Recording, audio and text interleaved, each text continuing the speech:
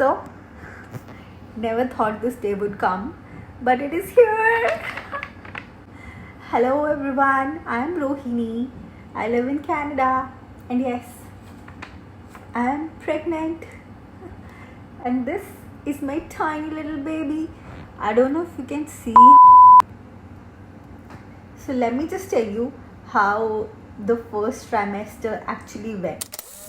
Okay, so it's the start of month 5 of my pregnancy, and as everyone says that things start getting better, but do they actually get better? Hello everyone, I am Rohini. I live in Canada, and yes, I am pregnant. So like everyone, not like everyone, like a lot of other women, जैसे ही मुझे पता चला that I was pregnant, first of all it was shocking for me, surprising, everything, because it wasn't a planned pregnancy. But yeah, as soon as I digested it, मुझे समझ में आया कि क्या हो रहा है. I thought कि मैं अपनी पूरी प्रेगनेंसी जर्नी डॉक्यूमेंट करूँगी.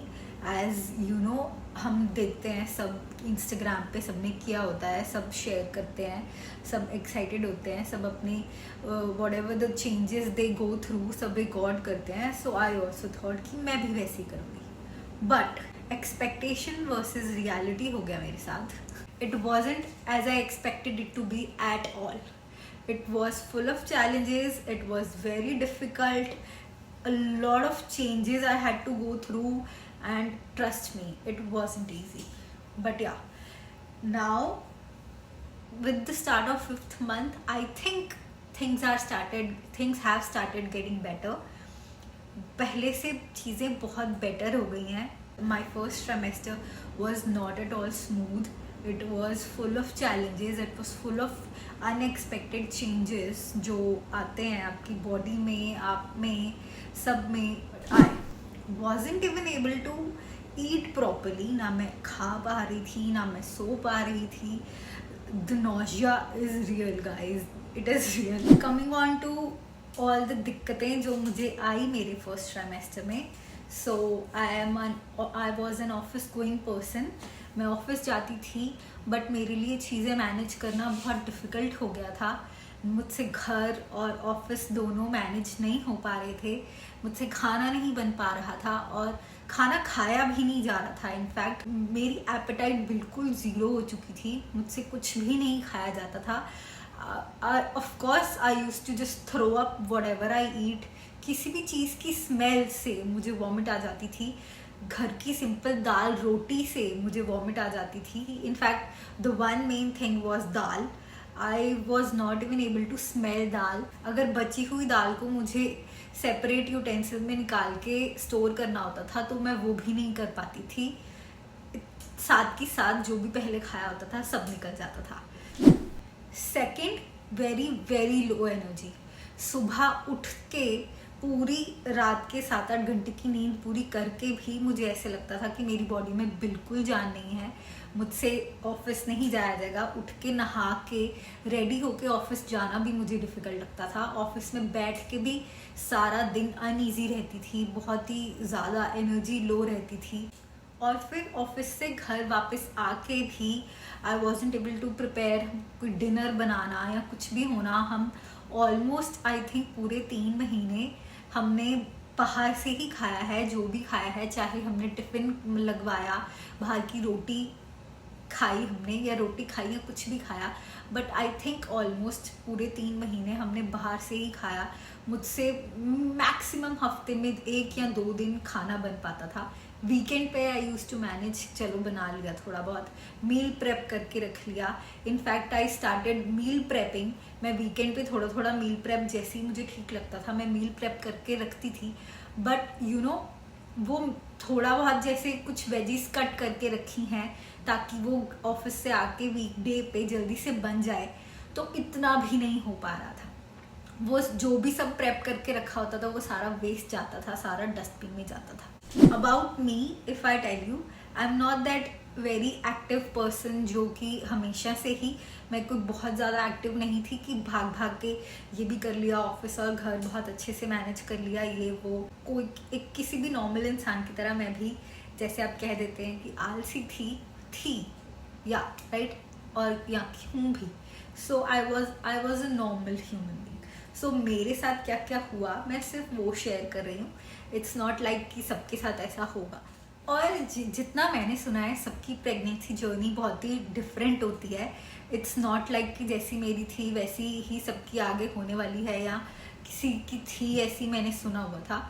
अबाउट माई ओन मदर, मेरे मम्मा मुझे बताते हैं कि उन्हें तो शायद पता भी नहीं चला था, पूरी प्रेगनेंसी में कुछ भी नहीं हुआ था, कोई वॉमिटिंग नौशिया कुछ भी नहीं था। On the other hand my mother in law, she side कि उनको था वॉमिटिंग नौशिया, सब कुछ था। वो भी ऐसे ही घर और ऑफिस दोनों ऐसे मैनेज करते थे। It's different with everyone, it's never the same कि सबका ये होता ही होता है। Thing was cough. I suffered severe cough in my first trimester. I don't know वो प्रेगनेंसी की वजह से हुआ या मैंने कुछ बाहर ठंडा गर्म कुछ ऐसे खा लिया उसकी वजह से हुआ, but it wasn't that normal cough, जो नॉर्मल खांसी हमें हो जाती है वो नहीं थी। It was severe. यहाँ से लेके यहाँ तक मेरा पूरा गला फट जाता था, इतनी अजीब और बुरे तरीके की खांसी आती थी। And it was persistent, it stayed for a very long time. I think almost 2-3 महीने लग गए थे, बट मेरी खांसी ठीक नहीं हुई थी। It just made things verse, क्योंकि बहुत ही मुश्किल हो जाता था। कभी कभी ड्यू टू कफ ओनली मुझे वॉमिट आ जाता था करते करते, बिकॉज इतना सीवियर था, इतना स्ट्रॉन्ग वाला कफ आता था। तो उसकी वजह से चीज़ें बहुत मुश्किल रही मेरे लिए। हमने डॉक्टर को कंसल्ट किया अबाउट द कफ, और ऑल्सो ड्यू टू कफ मेरे यहाँ चेस्ट में पेन भी हो गया था, दोनों साइड पे चेस्ट में बहुत ही गंदा पेन हो गया था। That chest pain made things even more verse for me in my first trimester. So yes, हमने डॉक्टर को कंसल्ट किया, बताया जो भी आई वाज गोइंग थ्रू। हमने डॉक्टर ने सब कुछ किया, ईसीजी करके देख लिया, सब कुछ किया, बट इट वाजंट लाइक कोई बता नहीं पा रहा था कि किस वजह से मेरे चेस्ट में ये पेन बैठ गया है। But mainly it was due to cough only, कि स्वेलिंग हो जाता है चेस्ट में, इन्फ्लेमेशन हो जाती है, उसी की वजह से था, एज डॉक्टर्स टोल्ड अस। सो क्योंकि फर्स्ट ट्राइमेस्टर था तो कुछ लाइट दवाइयाँ थी जो मेरे लिए सेफ थी, इसीलिए डॉक्टर ने वो दी। मैंने एटलीस्ट 20 to 30 डेज वो दिन में 3 बार गोली खाई है। कनाडा में दवाइयों का सिस्टम बहुत ही डिफरेंट है हमारे इंडिया से या किसी भी और कंट्री से। इट्स नॉट लाइक आपको जो दवाई चाहिए आप बस जाके लेके आ सकते हो, विदाउट डॉक्टर्स प्रिस्क्रिप्शन आपको कहीं पे दवाई नहीं मिल सकती है। सो या वी कंसल्टेड डॉक्टर, उन्होंने फर्स्ट ट्राइमेस्टर के अकॉर्डिंग जो भी दवाई सेफ थी मुझे प्रिस्क्राइब की, हमने ली। हमें आई थिंक जिस दिन हमें प्रिस्क्राइब की गई, हम उसी दिन फार्मेसी पे गए तो हमें सेकेंड डे दवाई प्रोवाइड की गई, क्योंकि उन्हें सब बहुत सारा प्रोसेस होता है, उन्हें अपने सिस्टम में यहाँ पे इन कनाडा सब कुछ रिकॉर्ड किया जाता है, एक रिकॉर्ड मेंटेन किया जाता है एक पर्टिकुलर पेशेंट का, कि इस डॉक्टर ने उन्हें ये दवाई प्रिस्क्राइब की थी और ये पेशेंट हमसे इस दिन इतनी ये वाली दवाई लेके गया था और नेक्स्ट रीफिल इसको करना है या नहीं करना है। So it's a long process, आप अपने आप से कोई दवाई नहीं ले सकते हो यहाँ पे। मैंने एटलीस्ट 20 दिन वो दवाई खाई, जो कि दिन में 3 बार खानी होती थी। वो खाई, उससे थोड़ी सी कफ बेटर हुई, बिल्कुल ख़त्म नहीं हुई। धीरे धीरे दूसरे तीसरे महीने में जाके मेरी कफ ठीक हुई। उसके बाद I use to apply the ointment, और जो भी हमारे पास वॉलिनी या सेंसर जो भी होता है मैंने वो अप्लाई किया अपने चेस्ट पे रेगुलरली रात को। तो धीरे धीरे जाके मेरा वो चेस्ट पेन ख़त्म हुआ। सो कॉस डॉक्टर ने नौजिया की भी मेडिसिन प्रिस्क्राइब की थी, तो मल्टीविटामिन्स, प्रीनेटल्स, मेरी कफ की दवाई और मेरी नौजिया की दवाई, बहुत सारी दवाइयाँ हो गई थी एकदम से। और सबसे बड़ी चीज़ जो हुई मेरे साथ, जो 3 मंथ्स का जो हमारा स्कैन होता है, अल्ट्रासाउंड होता है, उसमें आई वॉज टोल्ड कि अल्ट्रासाउंड में इंटरनल ब्लीडिंग आई थी, and that was due to, जो कि सीवियर कफ और सीवियर वॉमिटिंग की वजह से ही होती है। सो ऑन दैट डॉक्टर ने एक नया मुझे हार्मोन, जो कि progesterone, the hormone is named as progesterone, वो मुझे प्रिस्क्राइब किया। वो मुझे सुबह शाम खाना होता था, सो दैट वो प्रेगनेंसी को सपोर्ट करता है वो हार्मोन, वो मुझे प्रिस्क्राइब किया गया। तो इतनी सारी दवाइयाँ थी जो मुझे खानी होती थी। लाइफ एकदम से चल रही है नॉर्मल, उस पर आपको एक नई चीज़ पता चली है, और उस नई चीज़ की वजह से आपकी बॉडी में इतने सारे चेंजेस आ रहे हैं, तो ऑफकोर्स वो आपकी लाइफ को कहीं अफेक्ट तो करता है, आपके मेंटल स्टेट को भी अफेक्ट करता है, जिसकी वजह से मुझे ऑफिस में भी बहुत सारी दिक्कतें आई, जो कि I will be sharing in my next video. But या अभी चीज़ें बहुत बेटर हो गई हैं, संभल गई है मेरी बॉडी, कफ ठीक हो गया है, चेस्ट पेन ठीक हो गया है, नोजिया भी बेटर हो गया है, टच वुड, सीरियसली नोजिया भी बेटर हो गया है, और मेरी एपेटाइट भी ठीक हो गई है। सो या all in all I would say कि चीज़ें बेटर हो जाती हैं। हम एक बार ज़रूर घबराते हैं, but we should just have patience. कई लोग सबको समझाना बहुत ही डिफ़िकल्ट होता है कि actually what you are going through, what your body is going through. सब आपको बस यही समझाते हैं कि इट्स ओके, सबके साथ ऐसा होता है, इट्स नॉट जस्ट यू, ये सब तो होता ही। बच्चा पैदा करना इतनी भी आसान चीज़ नहीं है, सब होता है, बट या ओनली यू नो, या फिर आपका पार्टनर नोज जो आपके साथ रह रहा है, आपको 24/7 देख रहा है कि आप किस चीज़ से गुजर रहे हो, या मेनली आपकी मॉम समझ सकती है, आपके पेरेंट्स समझ सकते हैं। She is the only one जिन्होंने मेरा एक एक दिन लिटरली निकलवाया है ओवर द कॉल्स कि आज ये हो गया, आज ये हो गया, it's okay, just you know that comfort level is different with your mother. So just I hope कि सबके साथ ऐसे टाइम में उनकी फैमिली हो, उन्हें सपोर्ट करे। थोड़ा सा मैं डर भी गई थी जब मुझे उस अल्ट्रासाउंड में पता चला कि ओके दिस सपोर्ट करने के लिए कोई हार्मोन भी खाना पड़ेगा। सो ऑल इन ऑल इतनी सारी चीज़ें, इट्स रियली नॉट ईजी। अभी जब से 5th मंथ स्टार्ट हुआ है, and if I look back, so I understand कि वो टाइम कैसे निकाला हमने, but the main thing is कि वो टाइम निकल चुका है, इट्स गॉन, और अभी चीज़ें बेटर हो गई हैं। And I really hope and pray कि आगे की जर्नी भी बिल्कुल सही निकले, अच्छे से निकल जाए। आई थिंक सो कि मुझे मेरी अब तक की जर्नी से जो पता चला है कि हाँ, अगर आपके पास सपोर्टिव फैमिली हो, सपोर्टिव पार्टनर हो, आप कोई भी हो जो आपकी चीज़ों को समझ रहा हो ना, आपको सुन ले। All I can say is all the pregnant mommies, all the new mom to be's जिन्हें अभी अभी पता चला है या आप फ्यूचर में प्लान कर रहे हो, इट्स नॉट इम्पॉर्टेंट कि आपके साथ ये सब होने वाला है।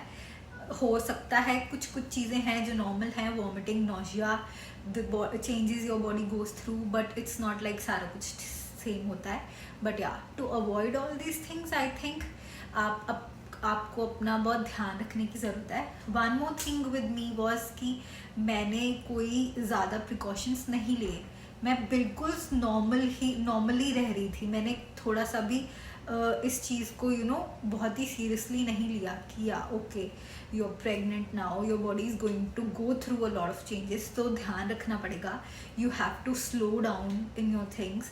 तो मैंने ऐसा कुछ नहीं किया, मैं नॉर्मल थी, झुक रही थी, तेज़ इधर उधर चल रही थी। चीज़ और जो डॉक्टर ने कही थी, मुझे झुकने से मना कर दिया था कि मुझे बिल्कुल झुकना नहीं है, और मुझे स्टेयर्स चढ़नी उतरनी नहीं है, तो ये भी एक चीज़ थी।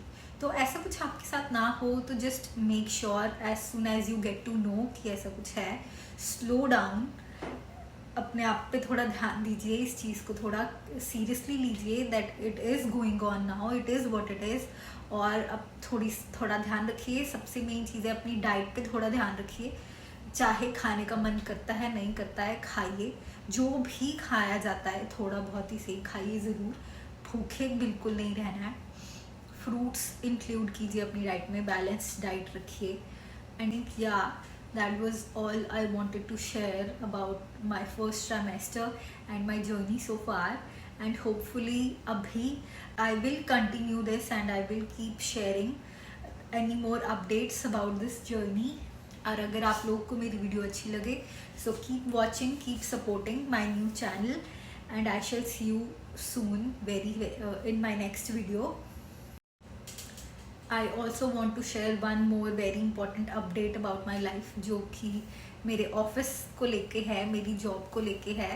तो वो भी एक सेपरेट वीडियो में मैं शेयर करने वाली हूँ, जो कि इससे नेक्स्ट वीडियो में ही शेयर करने वाली हूँ, that what happened and how it happened. So I look forward to sharing that information with all of you. So until then, just take care of yourself, keep supporting, keep loving, and bye bye all. Thank you so much for watching my video, and if you liked my video, please like it.